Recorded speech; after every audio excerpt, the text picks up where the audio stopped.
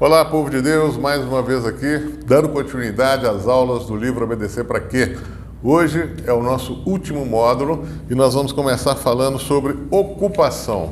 O que eu quero dizer com isso? Antes eu tenho que te explicar uma coisa muito interessante que se chama inconsciente, que é uma parte da psicanálise. Freud descobriu o inconsciente, e o inconsciente é que, por incrível que pareça, é o que governa a nossa porção consciente. Jung até falava que a gente, sem dominar o nosso inconsciente, a gente vai ter uma série de problemas e vai culpar o destino. Então o inconsciente ele é muito sério, ele é muito importante, e é ele, se é ele que comanda o nosso consciente, é ele que deve ser programado. Programado pelo quê? Programado pela palavra de Deus, obviamente, no nosso caso aqui. Então o que a gente propõe? A gente propõe que a gente leia a palavra, medite na palavra de dia e de noite, não pare de falar dessa palavra, não é assim? Pois é. Então, isso a Bíblia já sabia. Essa questão da gente impregnar e programar o inconsciente já é bíblico. Já está lá em Salmo 1, versículo 1 a 3, já está lá em Deuteronômio 6:6, já está lá em Josué 1:8. O quê? Tudo isso porque falar da palavra de Deus todo o tempo é que vai fazer a gente aprender e automatizar essa palavra, ok? Então eu quero te mostrar uma coisa para você entender como é que é o inconsciente que manda. Vamos supor você, filho do mesmo pai, filho da mesma mãe, mas só que você não foi criado pelos seus pais. Imagina essa situação hipotética. Você vai ser criado por uma tribo de índio no coração da Amazônia que nunca teve contato direto com a civilização. É estranho falar civilização, né? Mas vamos falar assim para a gente entender. Que nunca teve contato com a civilização industrial, com a nossa civilização. Aí o que ia acontecer? Você ia comer sapo, cobra, verme de árvore, achando uma delícia. Porque você foi programado para isso. Da mesma forma, você, mesmo pai, mesma mãe, mas se você fosse criado por uma família na Inglaterra, você seria outra pessoa. Se você fosse criado no Japão, você seria outra pessoa. Se você fosse criado na África, você seria outra pessoa. Por quê? Você ia receber, cada lugar desse, você receberia uma programação diferente. Então, eu bato muito nessa tecla, nós falamos muito durante as nossas aulas a respeito dessa questão de impregnar, de repetir a palavra de Deus várias vezes, para que você possa assimilar essa palavra e viver essa palavra de forma automática, seguindo o conselho de Josué, capítulo 1, versículo 8, que diz: não cesses de falar desse livro da lei, antes medita nele dia e noite, para que tenhas cuidado de fazer segundo tudo quanto nele está escrito. Então farás prosperar o teu caminho e será bem-sucedido. Então, quando você introniza, coloca dentro de você, como nós temos falado nas aulas, como quando você faz o verbo se tornar carne em você, o que acontece? Você vai ter sucesso e vai ser bem-sucedido. Por isso, então, que a gente vê na Bíblia uma coisa super interessante, um conselho que tem tudo a ver com isso que eu estou falando aqui agora. Qual que é esse conselho? Você vai ver em Colossenses capítulo 3, versículo 2, que diz o seguinte: pensai nas coisas lá do alto, não nas daqui da terra. Por quê? Pensando nas coisas de Deus, pensando nas coisas lá do alto, eu vou impregnar meu inconsciente vai ser ocupado pela palavra de Deus e eu automaticamente vou agir, vou pensar de acordo com a palavra de Deus. Isso é muito importante. E uma outra dica que eu queria te dar também é o seguinte: o modo de você entronizar, o modo de você armazenar a palavra de Deus na sua mente, no seu inconsciente, vai ser através da programação, vai ser através da repetição, ok?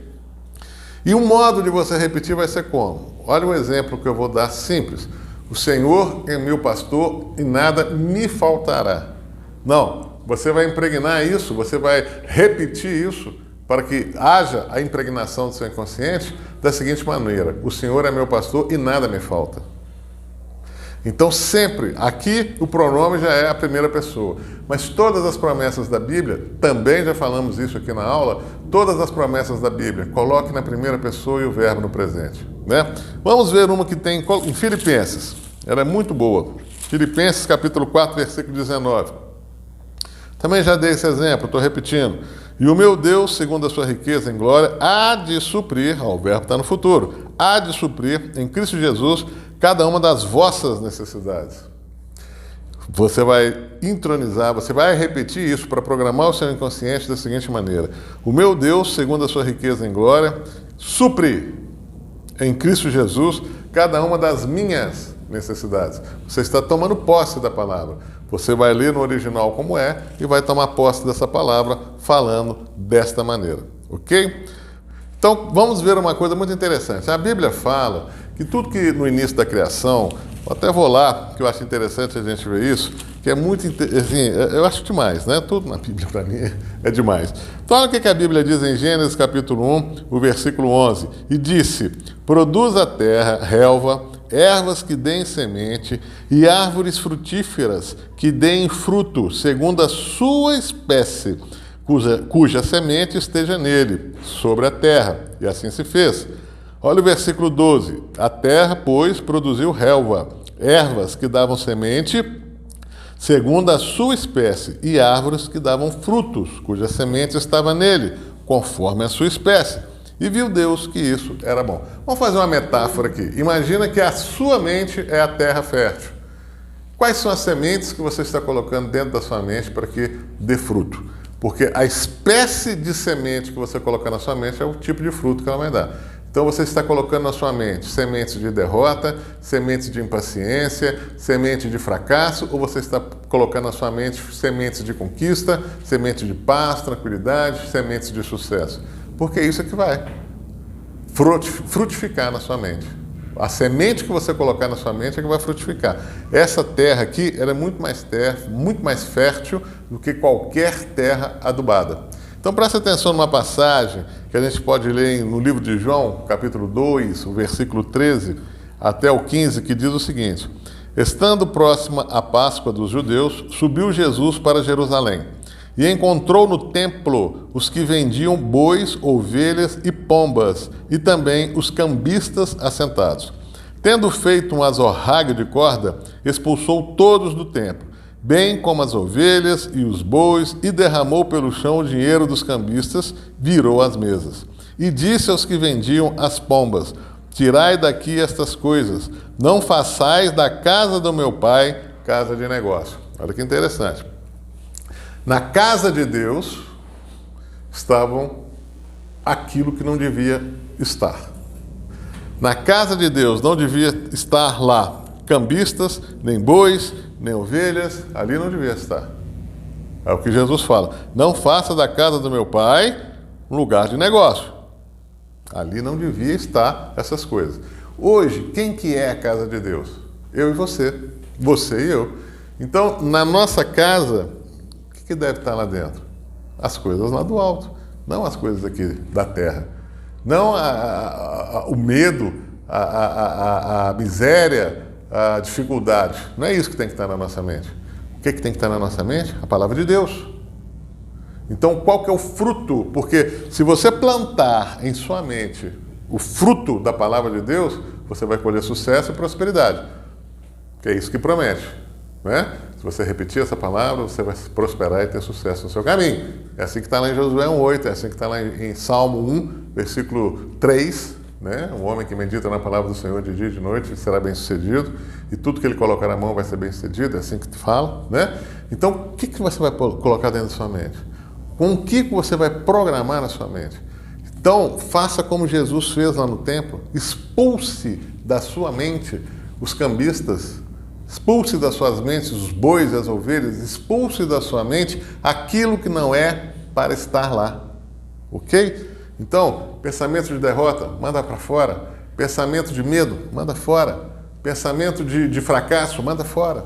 Deixe prevalecer na sua mente os pensamentos de sucesso, prosperidade, saúde, porque são esses os pensamentos lá do alto, ok?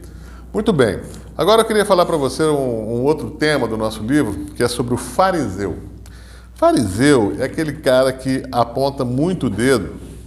Fariseu é aquele cara que exige que as pessoas cumpram demais a Bíblia, mas ele mesmo não cumpre quase nada, entendeu? Esse é o fariseu. Fariseu é aquele que outro dia eu tive a infelicidade de assistir o culto pela internet de um pastor que muita gente até gosta, né? Não vou falar o nome, que ele teve a coragem de falar que as coisas de Deus para ele são muito sérias e que se você for ao culto para chegar atrasado, não vá.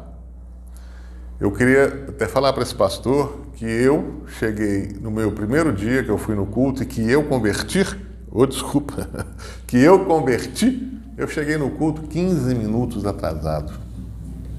Né? E foi nesse culto que eu cheguei 15 minutos atrasado que a palavra de Deus tocou no meu coração e eu me converti e mudei de vida. Entreguei minha vida ao Senhor. Então, assim, isso é um fariseu. Meu irmão, chega no culto a hora que deu para você chegar. É óbvio que as coisas de Deus têm que ser levadas a sério. Então, se o culto começa às 19, procure o máximo chegar às 19. Se ele começa às 10 da manhã, procure o máximo chegar às 10 da manhã.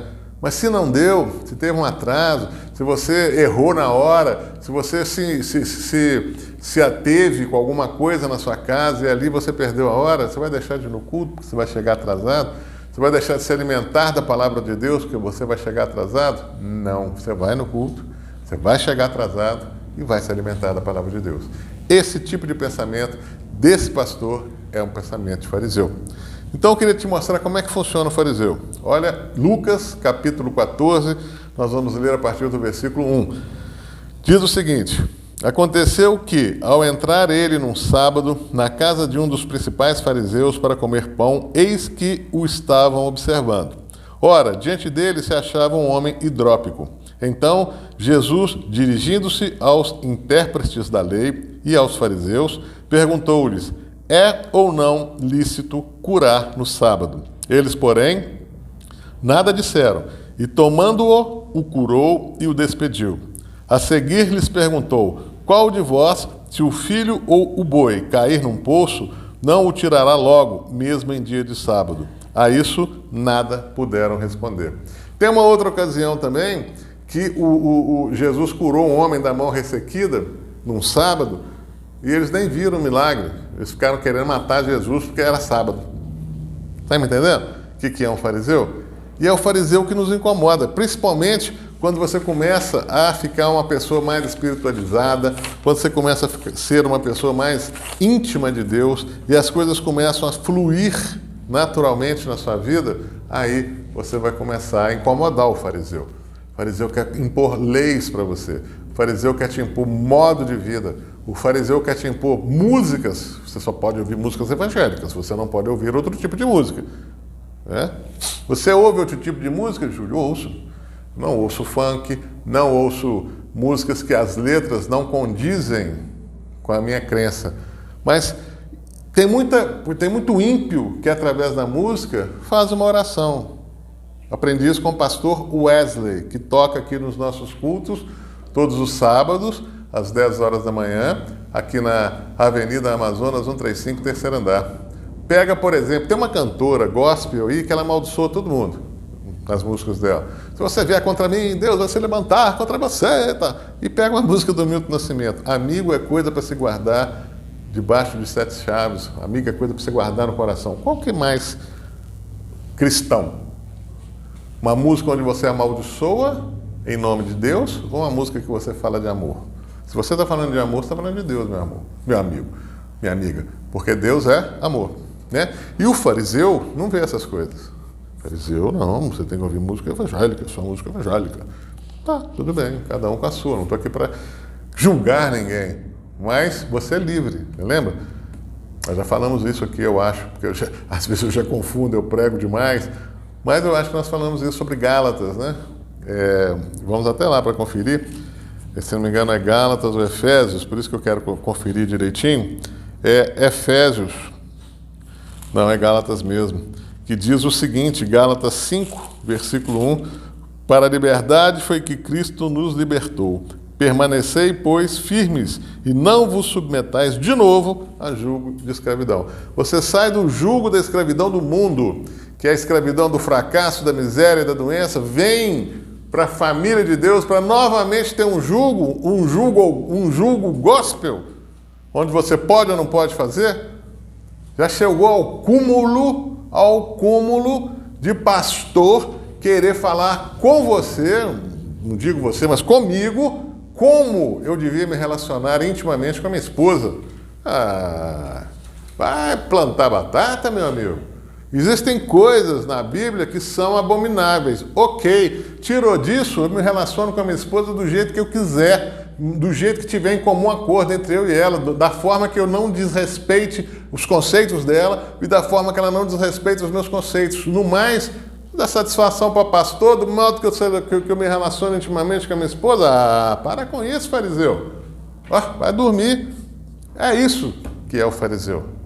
É esse que é o fariseu. Né? E ainda até conversando com o pastor Wesley, nós estávamos falando que outro dia ele levou um coral, que ele é maestro, ele levou um coral numa igreja para cantar. O pastor começou a fazer uma inquisição, um interrogatório sobre a vida de cada um do coral, para que eles pudessem subir no altar para poder cantar. Meu amigo, se tem alguém ali que está impuro, se tem alguém ali que está no pecado, onde é que ele devia estar? No mundo ou junto conosco?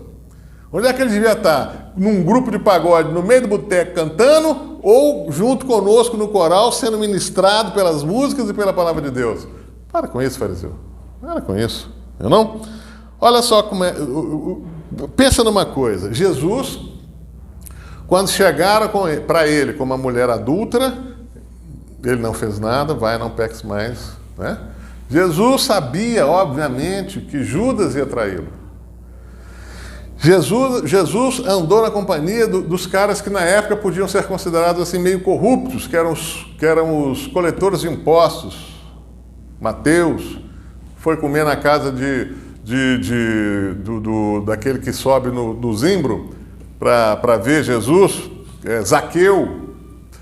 Olha só, e Jesus sempre, nunca e sempre tratava esse povo com carinho e nunca falou mal deles. Mas para o fariseu, Jesus deu um recado muito importante para o fariseu. Jesus diz o seguinte, olha só, Lucas capítulo 3, versículo 7. Diz, pois, as multidões que saíam para serem batizadas, raça de víboras, quem vos induziu a fugir da ira vindoura? Aos fariseus. São os únicos que Jesus trata dessa maneira, são os fariseus. Aqueles mestres da lei, que só sabem ver a lei, não têm amor. Né?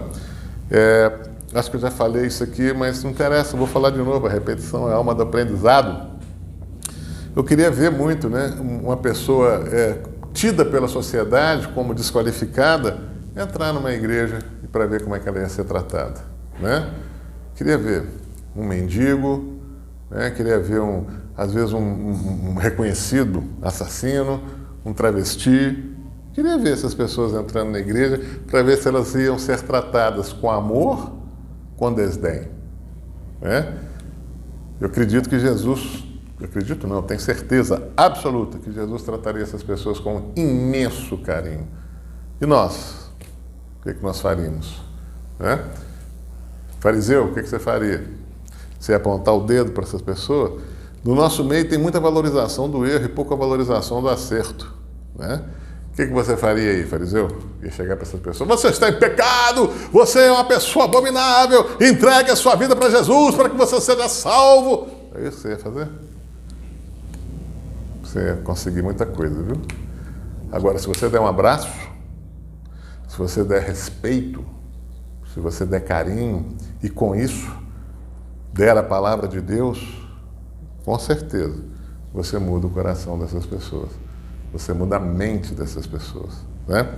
Então nós precisamos mudar muito, não é por nada que lá em Romanos, né, Paulo fala, não vos conformeis com esse século, antes renovai a vossa mente para que podeis experimentar a boa, agradável e perfeita vontade do Senhor. Se a gente for igual às pessoas do mundo, que diferença nós temos? Se a gente tratar as pessoas com preconceito, se a gente valorizar as pessoas pelo tanto que elas têm no bolso, que diferença nós temos do mundo? Nenhuma. E nós não somos desse mundo. Nós somos embaixadores do céu. Olha o que diz Romanos 12, versículo 2. E não vos conformeis com este século, mas transformai-vos pela renovação da vossa mente, para que experimenteis qual seja a boa, agradável e perfeita vontade de Deus. É isso aí. A gente tem que se transformar para que a gente possa se livrar dessa caixinha. Lembra da caixinha? Pois é, para que a gente possa se livrar dessa caixinha, para que a gente possa ser livre. E eu queria te falar uma coisa que o meu amigo Breno um dia me falou, que sim, tocou meu coração e ficou, viu? A pessoa que vive pelo Espírito, ela vai onde a religiosidade não vai. Presta bem atenção nisso. Quem vive, né, como a Bíblia nos estimula, Deus está procurando aqueles que o adorem em espírito e em verdade. Essa pessoa que adora ao Senhor em espírito e em verdade, ela vai onde os religiosos não vão. Ela abraça aqueles que os religiosos não abraçam. Ela acolhe aqueles que os religiosos não acolhem. Ela dá carinho àqueles que os religiosos não dão carinho. Ok? É muito fácil apontar dedo, né? É muito fácil. Mas eu tinha um outro pastor também, eu falo que tinha porque ele faleceu, ia ser muito bom se eu lembrasse o nome dele aqui. Ele é esposo da irmã Geraldina, era o pastor da igreja Unida do bairro Céu, do bairro Monte Azul. Esqueci o nome dele agora, já falecido, um grande homem de Deus. Ele falava assim: olha, quando você aponta um dedo, tem 3 apontando para você. Olha só que legal, né? Quando você está apontando o dedo, tem 3 apontando para você. E o que o fariseu faz? A maior parte do tempo aponta dedo. Ele não quer saber não. O negócio dele é criticar, aponta dedo, ver defeito. E às vezes também tem aquele fariseu que fica preso nas tradições religiosas, tem que ir para o monte, senão você não vai ser abençoado, você tem que fazer corrente, senão você não vai ser abençoado, você tem que fazer campanha, senão você não vai ser abençoado. Isso tudo é tradição humana, que não está errado. Já falei isso aqui várias vezes, mas são tradições humanas, que às vezes são colocadas acima da palavra de Deus, como está escrito no livro de Mateus, capítulo 5, a partir do versículo 6, que diz o seguinte: e assim, a parte B do versículo, e assim invalidastes a palavra de Deus por causa da vossa tradição. Hipócritas! Bem profetizou Isaías a vosso respeito. Esse povo honra-me com os lábios, mas o seu coração está longe de mim. Em vão me adoram, ensinando doutrinas que são preceitos de homens. Não é? Esse negócio é sério, porque como eu já falei aqui várias vezes, por que nós estamos aqui nessa sequência de aulas sobre o livro Obedecer para quê? Para que nós possamos ser autênticos cristãos. Só por isso. Para que nós possamos colher do bom fruto que a palavra de Deus nos promete. Não só frutos materiais, mas frutos espirituais, sentimentais, emocionais, de saúde. Frutos que a palavra de Deus nos promete. Longevidade, nós já vimos isso aqui na primeira aula. Nos promete longevidade, nos promete prosperidade, nos promete saúde, né? Nos promete harmonia. Nós vimos isso aqui versículo por versículo na primeira aula, né? Então, o mais importante, vale a pena a gente recordar o que Paulo fala em 1 Coríntios, capítulo 7, versículo 19, que diz o seguinte: no finalzinho do versículo, podemos dizer assim, na parte C do versículo, o que vale é guardar as ordenanças de Deus. O que vale é guardar as ordenanças de Deus. Eu falo e repito, as pessoas às vezes não gostam, mas eu repito e falo. Pastor, pai, mãe, você está falando com você, professor de escola bíblica, alta autoridade eclesiástica, está falando coisa que não é bíblico, irmão, entra no ouvido e sai no outro. O que vale é guardar as ordenanças de Deus. O que vale é a palavra de Deus. E a palavra de Deus se resume em 2 mandamentos, né? Amai a Deus e amai ao próximo como a ti mesmo. Então o que vale é guardar a palavra de Deus, tá bom? Então vamos lá. Eu também, enquanto eu acho aqui primeiro texto, porque agora nós vamos mudar o nosso tema para oração, eu não vou aprofundar muito nesse tema, porque está saindo o livro, os níveis da oração, temos no YouTube, né? Vai lá no YouTube, PR Júlio Gomes, vai cair numa página onde lá no cabeçalho tem a imagem do símbolo do Ministério Palavra e Fé, o meu nome logo na frente, clica ali, você vai entrar na nossa página do YouTube, lá em cima, clica em vídeos, você vai ter lá os nossos vídeos, os nossos louvores, e ali você vai encontrar os 6 níveis. No YouTube está os 6 níveis de oração. No livro, já são 7. Deus não para de conversar com a gente, Deus não para de dar mensagens e ensinamento para a gente. No nosso livro, os níveis da oração já são 7 os níveis, né? Então vai lá, para você ver como é que são os níveis de oração, para você aprender. Então não vou entrar muito em detalhe aqui não, ok? Nós vamos falar então sobre oração de uma forma mais simples, de uma forma mais tranquila, porque nós temos esse livro aí para você e temos os vídeos no YouTube para você aprender muito sobre uma oração de sucesso. Então vamos lá. Me toca muito 1 Tessalonicenses, a primeira carta que Paulo escreveu aos Tessalonicenses, o capítulo 5, o versículo 17, quando é um dos menores versículos da Bíblia, né? Tem menores, né? Jesus chorou, esse é o menor versículo da Bíblia, que está lá no capítulo 11 de João. Então, a carta aos Tessalonicenses, capítulo 5, versículo 17, Paulo diz uma coisa simples: orai sem cessar. A oração é a base da vida do cristão, porque a oração é uma das partes do nosso relacionamento com o Pai. A outra parte do relacionamento é a leitura da palavra. Então nós nos relacionamos, né? Vamos até escrever isso aqui que eu acho interessante. Nós nos relacionamos com o Pai pela oração e pela palavra, leitura da palavra. É dessa forma que nós nos relacionamos com o Pai. Por isso que não fica estranho a gente ler na Bíblia aqui, medita nessa palavra de dia e de noite, fala dessa palavra o tempo todo, e não fica estranho quando você ouve que orar sem cessar. Quanto mais você orar, mais íntimo. Quanto mais você ler, mais íntimo. Quanto mais íntimo, mais parecido. Não é isso que nós aprendemos? Nós não aprendemos que quando você convive demais com uma pessoa, você acaba ficando igual àquela pessoa? Você lembra de um caso que eu contei? Da minha esposa, que gosta de dormir com a janela aberta, eu não gostava. Aí casamos, em respeito a ela, mantive a janela aberta, né, no tempo que a gente dorme. Aí o dia que ela foi dormir com o pai dela no hospital, o que eu fiz? Automático, sem perceber, dormi com a janela aberta. Convívio, intimidade. Quanto mais íntimo, quanto mais você se relaciona, mais íntimo. Quanto mais íntimo, você fica mais parecido com aquela pessoa. E como é que a gente vai adquirir essa intimidade? Com Deus, através da oração e da palavra. Por isso, Paulo é muito enfático quando ele diz: orai sem cessar, né? E a oração, ela é uma... Eu gosto até de falar essa palavra, sabe? A oração é uma arma que Deus nos deu, que ela serve até como remédio.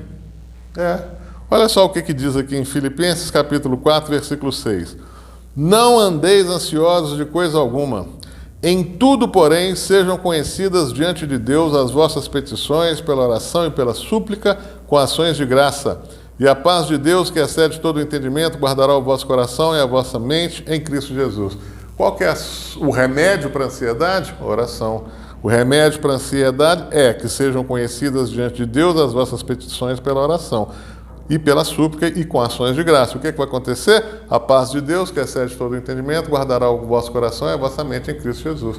Então, a oração é até remédio, meu irmão.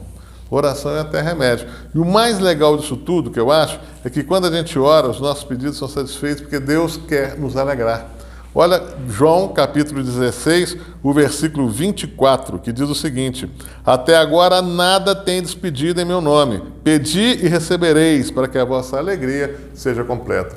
Olha o prazer que Deus tem em satisfazer os desejos do nosso coração, para que nós fiquemos alegres, para que a gente fique alegre, né?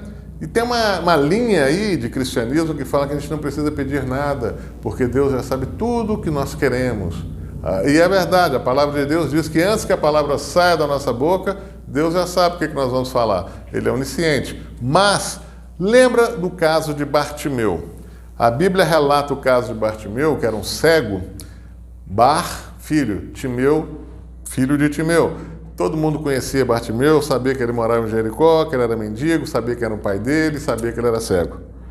Aí Jesus está passando, ele fica gritando: filho de Davi, tem misericórdia de mim. Será que Jesus... Todo mundo sabia, mas Jesus não sabia que ele era cego? Claro que sabia. Será que também Jesus não sabia que ele estava clamando a ele porque ele queria enxergar? É claro que sabia. Mas Jesus para e pergunta para Bartimeu: o que queres que te faça? Deus quer ouvir da sua boca os seus pedidos de oração. Ele não vai... Deus não é Deus de indireta, não. Ele sabe o que eu preciso, ele vai me dar. Não existe isso no mundo espiritual. Ele quer ouvir da sua boca aquilo que você precisa. Então você tem que orar, você tem que pedir. Quer saber mais? Vai lá no YouTube, PR Júlio Gomes, Palavra e Fé, PR Júlio Gomes, clica, entra na nossa página, vídeos, e ali você vai achar os 6 níveis de oração. Aí você vai entender como é ter uma oração de poder, ok? Então, sobre oração, em função do livro que está chegando, tá bom. Nós não vamos falar mais não, tá bom? É para deixar você curioso mesmo. Porque a oração, John Wesley, fundador da Igreja Metodista, ele dizia que aprove a Deus se mover no mundo através da oração dos justos. Então é a oração que move a mão de Deus, ok? É lógico que Deus faz o que Ele quer, a hora que Ele quer, do jeito que Ele quer. Mas a oração, até dentro do parâmetro cristão, a oração é que move a mão de Deus. Então você muda circunstâncias, você cria circunstâncias, você cria prosperidade, você cria saúde, você tira a pessoa da miséria através da oração, das dívidas e leva para a prosperidade. Pode ser essa pessoa, pode ser você mesmo. Você tira a pessoa da doença e leva para a saúde, pode ser você mesmo. Acredite, a oração é o poder do Evangelho, é o poder do crente. E a palavra é a que vai fazer você ter fé, vai fazer você, né? Nós vamos ver isso aqui agora, quando nós vamos falar sobre a época dos milagres. Por que nós estamos na época dos milagres? Porque João 14:12 é o versículo que eu mais cito. Ele diz o seguinte, João 14:12, em verdade vos digo que aquele que crê em mim fará também as obras que eu faço e outras maiores fará, porque eu vou para junto do Pai. Jesus fez muita coisa. O próprio livro de João, no finalzinho, diz que ele fez tanta coisa, mas tanta coisa que não caberia nos livros do mundo se eles fossem relatar tudo que Jesus fez aqui na Terra. Milagres, que a gente sabe, né? Ele andou sobre as águas, ele multiplicou pão, multiplicou peixe, ressuscitou mortos. Ele fez uma infinidade de coisas maravilhosas e ele diz que nós podemos fazer o que ele faz e muito mais. Por quê? Porque o Espírito Santo de Deus hoje habita em nós. O mesmo Espírito que estava sobre ele hoje está em nós, está dentro de nós. Então nós estamos capacitados para os milagres e no livro de Marcos ele atesta isso muito bem, ele está indo embora e ele diz o seguinte, e disse-lhes, ide por todo mundo e pregai o evangelho a toda criatura, quem crer e for batizado será salvo, quem porém não crer será condenado. Estes sinais hão de acompanhar aqueles que creem, em meu nome expelirão demônios, falarão novas línguas, pegarão em serpentes, e se alguma coisa mortífera beberem, mal nenhum lhes fará. Se impuserem as mãos sobre os enfermos, eles ficarão curados. Olha o tanto de coisa maravilhosa que a gente pode fazer. Porque hoje nós somos a habitação do Espírito Santo de Deus, né? Muita coisa maravilhosa. Eu gostaria também de dar um pulinho, é coisa de mineiro mesmo, né? Dar um pulinho. Vamos lá em Salmo 127, o versículo 1. Salmo 127, versículo 1, ele tem um ensinamento fantástico. É assim, tudo na Bíblia para mim é muito fantástico, né? Não sei se você já reparou isso, eu amo tudo, adoro tudo, fico assim, pasmo com tudo. E olha o que diz Salmo 127, versículo 1. Se o Senhor não edificar a casa, em vão trabalham os que a edificam. Se o Senhor não guardar a cidade, em vão vigia a sentinela. Por que eu estou falando esse versículo aqui no contexto de milagres? Porque nós estamos aptos a fazer milagres. Nós podemos sair por aí curando enfermos, a Bíblia diz isso. Nós podemos sair por aí mudando circunstâncias da nossa própria vida como da vida das pessoas. Mas aqui, preste atenção na sequência que esse versículo diz. Se o Senhor não edificar a casa, em vão trabalham os que edificam.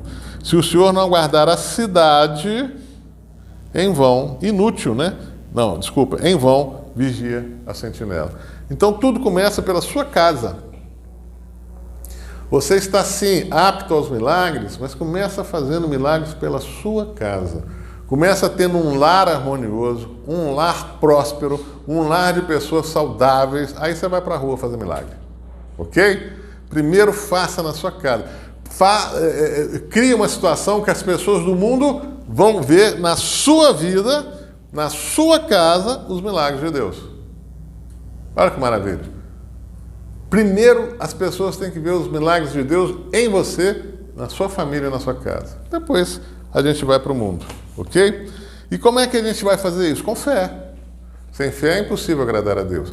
E eu sempre falei no último vídeo nosso, e vou repetir aqui, porque é muito importante. Deus repartiu para todos nós a mesma porção de fé. Agora, tem uns que exercitam a fé, aí a fé fica robusta. Tem uns que deixam a fé lá, guardada na gaveta. É igual aquela pessoa que exercita, vai na academia, fica forte, aquela outra que só fica sentada na televisão ou no escritório trabalhando e não exercita. Os músculos vão ficar atrofiados. Essa pessoa é aquela pessoa que não exercita a fé vai ficar atrofiada. Aí no fim do culto ela vai lá para frente, ô pastor, você ora para mim? Estou com problema, pastor, você ora para mim? A pessoa está lá, você está tranquilo, né? Como pastor em casa, 10 horas da noite, ela te liga, ô pastor, estou com um problema aqui em casa, você ora para mim? Oro, claro, é um prazer para nós pastores estarmos em comunhão com aqueles que Deus nos deu para ouvir a palavra dele através da nossa boca.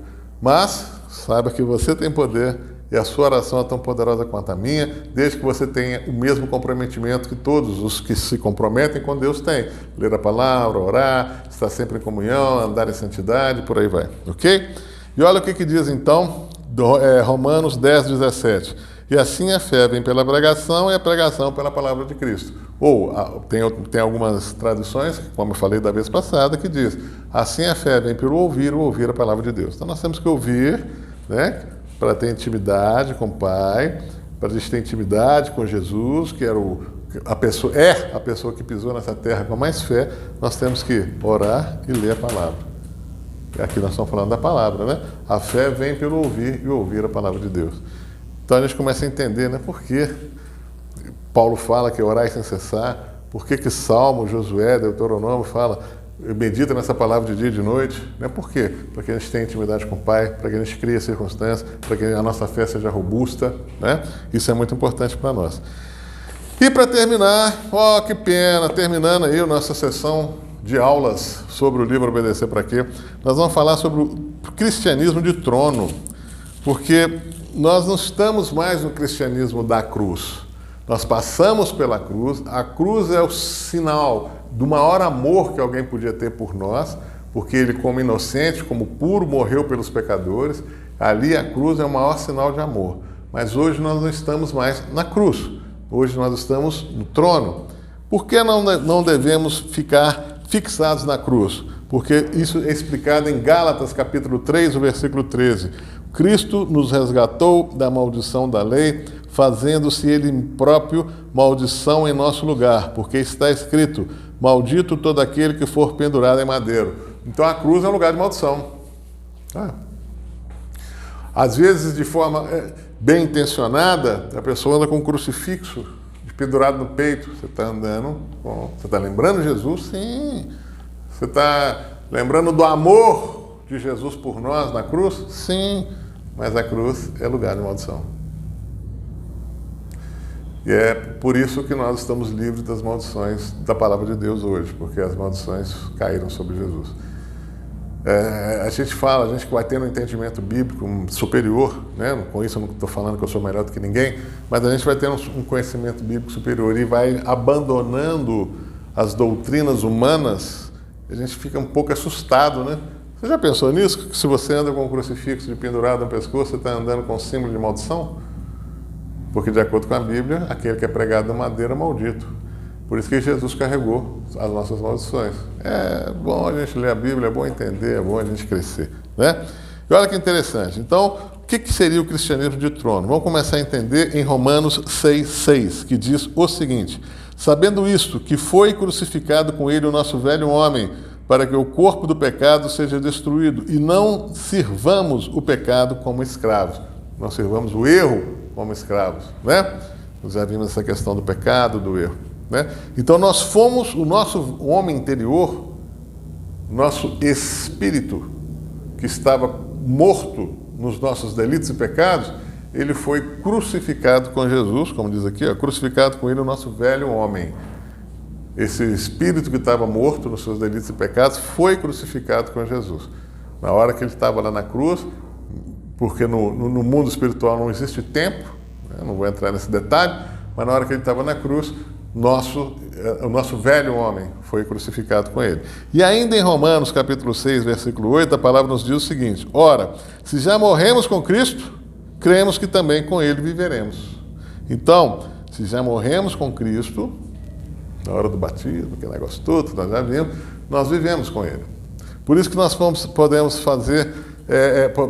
nos fazer entender melhor aquilo que está em Efésios, capítulo 1, a partir do versículo 19. Também li na outra aula, mas é bom ler de novo.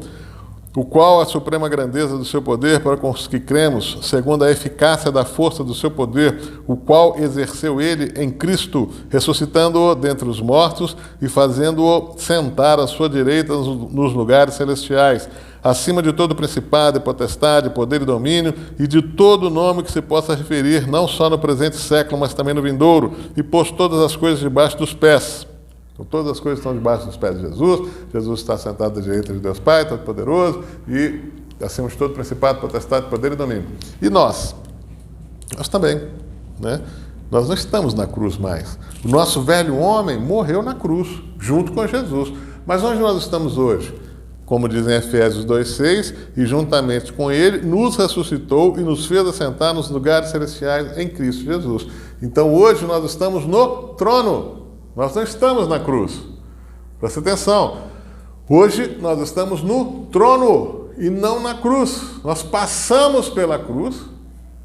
Nós passamos pelo amor ali tipificado na cruz, o amor de Deus por nós, que deu o único filho para morrer por nós na cruz, enquanto nós ainda éramos pecadores.